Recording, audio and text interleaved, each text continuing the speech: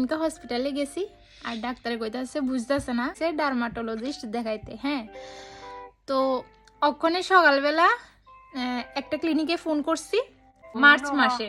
আমি কইতাছি এটা তো অনেক লেট হইতাছে, তো কইতাছে ঠিক আছে আমরা ওখানে আর কোনো শিডিউল নাই, তুমি অন্য একটা ক্লিনিকে ফোন করো।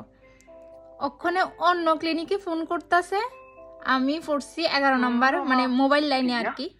পরে তারালেও কথা কইয়া বুঝবো যে আসলে আমি অ্যাপয়েন্টমেন্ট কোন সময় পাবো। আর বেশি সিরিয়াস হয় তাইলে তুমি তাড়াতাড়ি 1 মাস 2 মাসের মধ্যে পাওয়া যায়।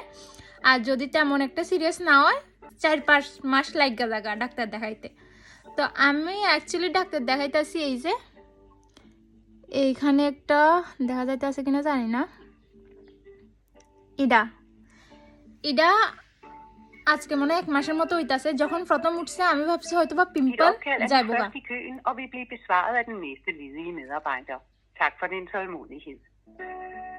আমি ভাবছি যাইবো গা, কিন্তু এটা যত দিন যাইতাছে এটা বড় হইতাছে। আগে কিন্তু আপনি বুঝা যাইত না, ওখানেই বুঝা যাইতাছে, আর এমনি ধরলে তো পুরেই বুঝা যাইতাছে।